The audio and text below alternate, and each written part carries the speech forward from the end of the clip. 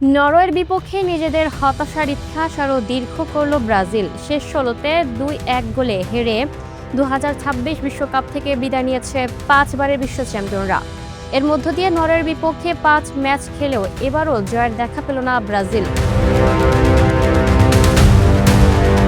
আন্তর্জাতিক ফুটবলে নির্দিষ্ট কোনো প্রতিপক্ষের বিপক্ষে এমন রেকর্ড আর কোনো দলের নেই। নিউ জার্সিতে অনুষ্ঠিত ম্যাচে শেষ দিকে আর্লিং হল্যান্ডের জোড়া গোলে জয় নিশ্চিত করে নরওয়ে। যোগ করার সময় পেনাল্টি থেকে একটি গোল শোধ করেন নেইমার জুনিয়র, তবে তাতে আর ম্যাচে ফিরতে পারেনি ব্রাজিল।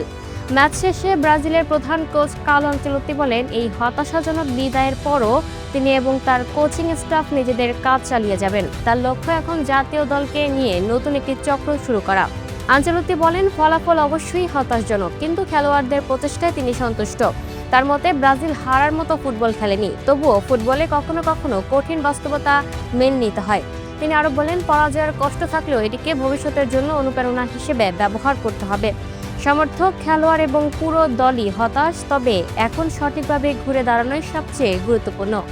ভবিষ্যৎ পরিকল্পনার কথা জানিয়ে আনচেলোত্তি বলেন, ব্রাজিলের মিডফিল্ডে নতুন মুখ আনা প্রয়োজন। নেইমারের আন্তর্জাতিক ফুটবল থেকে অবসরের ঘোষণা এবং ক্যাসেমিরো ও ফাবিনিওর সম্ভাব্য বিদায়ের পর দলকে নতুনভাবে গড়ে তোলাই হবে তার প্রধান লক্ষ্য।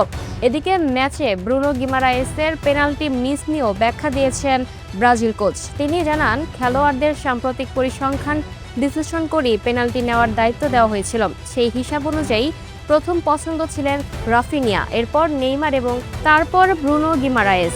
মাঠের পরিস্থিতি বিবেচনায় ব্রুনোকেই সবচেয়ে উপযুক্ত বিকল্প মনে হয়েছিল বলেও জানান আনচেলোত্তি।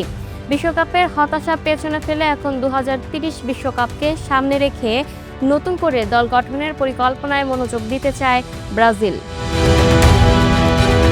ডাকে Akhtar, up to date news, Dhaka.